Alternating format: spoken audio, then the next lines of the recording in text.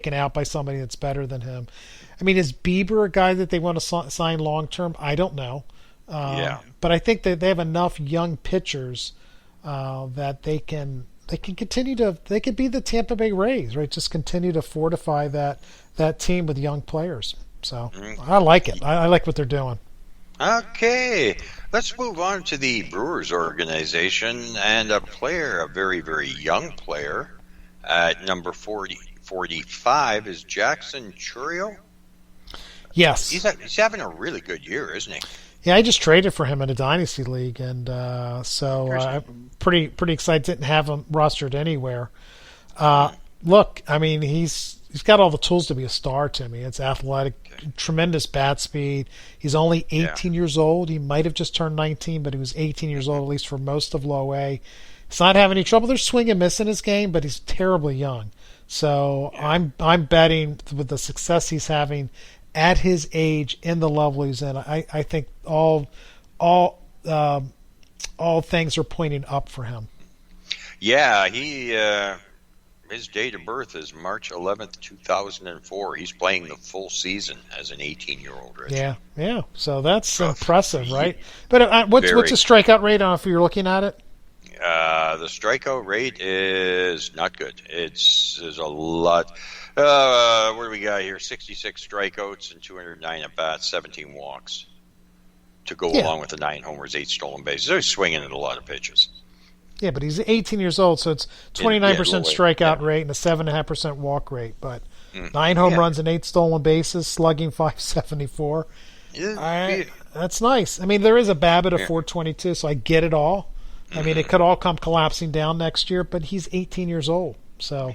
Yeah, there's lots of time. Yep. Lots of time. Okay. Let's take a look at the Dodgers. And at number 44, you get Andy Pages. Stud. Next question. Okay. I really like Andy Pages. I mean, he's a massive dude, and he is Eloy Jimenez. I mean, that's who he is, right? And it's that kind of upside. 100 corner outfielder. I mean, he's going to strike out some. I mean, most of these big gigantic. He's Timmy. There's something there, man. That guy has a chance to be very good. Yeah, as we go through this list, there's a few Dodgers. The Dodgers have some nice chips. They can either sit on and watch them continue to develop, or trade. And I think you're going to see some. I think you're going to see some of these players changing teams at the trade deadline this year. Yeah, or just remember, Tim, last year was the first year they decided to move on a big prospect. They moved Josiah Gray and Keibert Ruiz. Right. So, I mean, was that a trend? Was that just an anomaly? I don't know. They didn't get it pushed over the top with that big trade. So I don't know. I don't know what they're thinking. Well, yeah. The pipeline is deep with lots of talent, so they can make moves like that. Yep. Yeah, does Andy Pages make it as a Dodger? I don't know, Tim. He's going to make it somewhere, and it's going to be good. That's a big, strong dude. Yeah. Moving on at 43, we've got Nick York. You mentioned there's still a lot to like, but 2022 hasn't been as kind as 2021, has it? He looked great last season, Timmy, and this year, I don't have the stat line up in front of me. It's just okay, It's like, so I mean, he got promoted to a higher level. Maybe maybe stuff just hasn't translated. It's only 20 years old, so I have to remember that in a young 20. But yeah, I mean, it's 5 home runs, 5 stolen bases, 237, 310, 342. Yeah. That's not great. Yeah. No, again, he's at high A as 20-year-old. That is great. That is great. Correct. Yes. Timmy, okay. what number are we on here?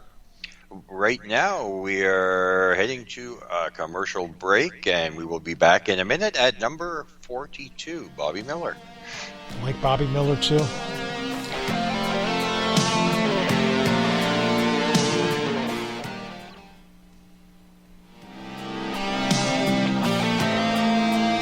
So part of it, you asked me how I come up with the list, Tim, and so if we go back to Nick York, it's you take a look at him and somewhat going on what he did last year, not happy about what he's doing this year. If he doesn't show some progression in the second half, he's going to drop. So I need some kind of symbol that says "hanging on," as opposed to guys like Andy Pages are moving up. Right? It's like those guys have helium underneath of them, and Nick York is a guy that's kind of just hanging on. You can see his fingers on the cliff, just kind of trying to hang on there. So we'll see. Yeah, I thought the other approach would be, you take all the Dodgers and Rays that you love and then fill in the blanks. Yeah, that's true. Just put them all at the top. I mean, at some point, like it's just like, particularly with a Dodger, Yeah. this guy's doing anything. You just need to roster him. If you've got room, I mean, he's a Dodger, and just know that the chances of him having success is very high. So A lot higher than the average Pirate, right?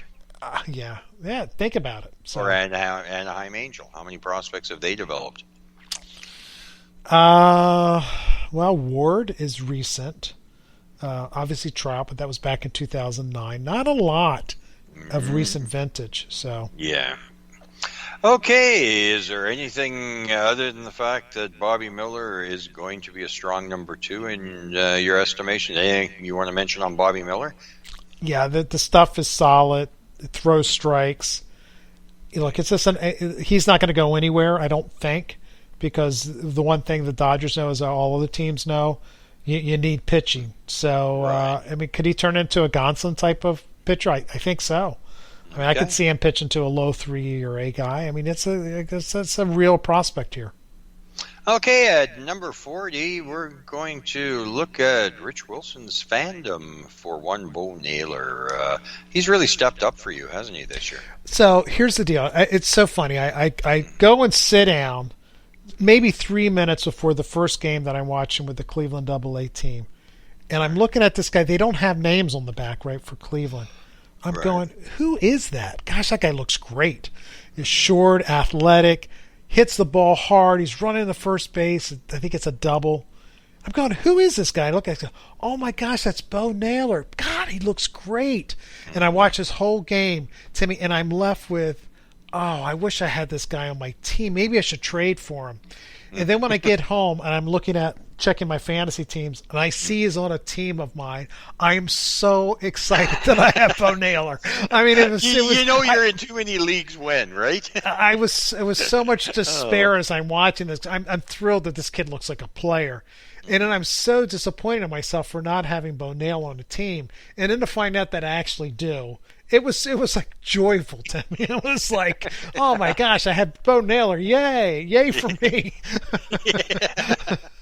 I mean, I fell in love with this guy. I really did, Timmy. Hey, look, it's speed. He's not going to have a ton of power. He can hit.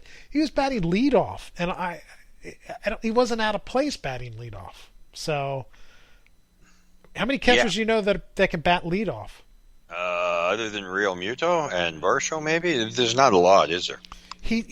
Timmy, athletic. He looked a lot like Dalton Varsho to me. Very athletic, really good speed. I think I saw him steal a base. If not, I got him with plus times down to first base. The whole package was real. So sounds good. Moving on. We're going to talk briefly about Daniel Espino. A great start, and then the injury. Long term, I assume you're not concerned. I think it wasn't an arm injury. I think it was a knee problem. I think we talked patella injury or something. That was the one guy I didn't get a chance to see when AA came in. But yeah, I've been low on him, and I've been wrong. So I've tried to right that ship here and put him in my top 40. So. Okay. Yeah, you look at the strikeout rates in those first 4 starts before the injury. Yeah. And all you can say is, wow, right? Yeah. So it's disappointing it hasn't played again, but that just means he's going to the Arizona Fall League, which is fine by me. So I'm okay with that. Yeah, he's got to get his work in. And if that's it's right. The AFL, yeah. I haven't seen the dates yet of when that's going to start. I'm assuming it's like the first or second week in October. So. Well, the Fall Star game is November 1st that weekend. So that would mean they're probably going to start October 1st. Yeah, they're probably going to start the beginning of October is my guess, yes. It's actually nice, Tim, because it's not – I remember I went for the first week in September. I went to that first – oh, my God, Timmy. I thought I was going to pass out sitting Well, in the you went to stands. Camelback too, didn't you? I went to Camelback, Oh, and I'm just going, oh dear Lord, it's like, I mean, it was like an oven, Tim. It was so hot, and I got back in the car and it said 105 degrees. I'm going, how do people live here? I mean, this is insane. That's the only way to watch a game at Camelback in September. In the car. In the car.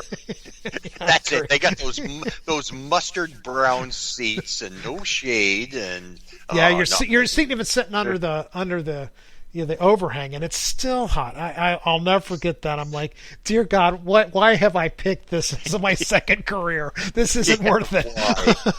I should have picked hockey. There you go.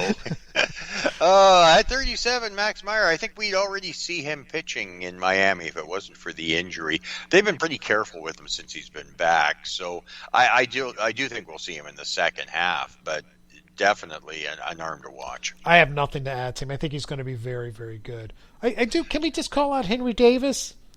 Yeah, I think it's been disappointing. Davis, but first overall pick, and again, poor Pittsburgh Pirates. And maybe there's a trend here. It's high A was easy, double A not so much. I mean, I think that says it all. It's like you want these guys to hit and not really stumble, but he's stumbling, Tim. Yeah, he's also his first year of baseball, and he's in Double A. First overall pick, Timmy. I don't know if you expect him to stumble in Double A, so it's disappointing for me. So, okay. So, just fair. Throwing it out there. So. Yeah, no, and that's fair enough. And next up on the list is a breakout player from down under last year, who's holding his own this year. That really looks to be the real deal with Curtis Mead, doesn't it? I also traded for Curtis Mead in a Dynasty League recently. I was thrilled, Tim. I think this guy can hit. To me, if you like Wander Franco, you got to like Curtis Mead. Wander Franco's a wonderful player, but they both can hit with, some speed, some power. But I think he's going to be a hit first guy. It's the kind of players that Tampa Bay likes to recruit and sign and draft, and I think he's going to be a good one. Well, we're looking at 10 home runs and 210 at bats, but 942 ops at Double A. Yeah. Yeah. How old is he? Mead is 21 years old, and he's now at Triple A. Very unusual and this is a tell. This is very unusual for the Tampa Bay Rays to have a 21-year-old.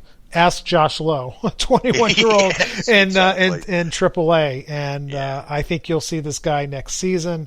Pretty excited about him. Again, if you told me, Timmy, that he hits 280 with 17 home runs and 9 stolen bases with a 350 on, I wouldn't be surprised that's what he does. If you told me that's what Wander Franco does, I wouldn't be surprised there either. As much fun as Brett Phillips is, he's not going to hold this kid back, right? I don't understand the Brett Phillips. I know he's a fun guy to have and everybody loves him, but I mean, at some point you just got to move on. Yeah, I totally agree. And as a relief pitcher, opportunities are limited, very, very limited. The most fun thing I saw about Brett Phillips is when he came in for one of his crazy, throwing knuckleballs, he threw a 95-mile-an-hour fastball too, and just surprised everybody. It was funny because I was watching the game, and the broadcaster says, that must have been a mistake. He can't throw a 95. And we go, yes, he can. So that was real. So, but he throws those crazy knuckleballs. O'Neal Cruz has a future in the Pirates rotation if shortstop doesn't work out. Yeah, he's doing okay though, Timmy. You got to give it up for O'Neal Cruz. I mean, he's hanging in there. So it's an exciting player too. So. Well, I was a little disappointed in that we only saw one game from Leover Peguera, who is at 35 on your list. I know. They did the same thing with Travis Swaggerty. They did the same thing with O'Neal Cruz. I don't know. Maybe it's a thing. Yeah, but I think Leover Peguera has a chance to be a very, very good player. It's an aggressive approach, but he makes great contact, and there's power and speed there. I mean, that's the kind of guy you like the roster. So. Okay, at 34, we have Vinny Pasquantino. More or less home runs than Carlos Santana in the second half. I'll go with the over there. Look, he's not a young kid, But I mean, baseball is very, very hard. So I wouldn't Yeah. get all crazy about what Pasquantino can do here.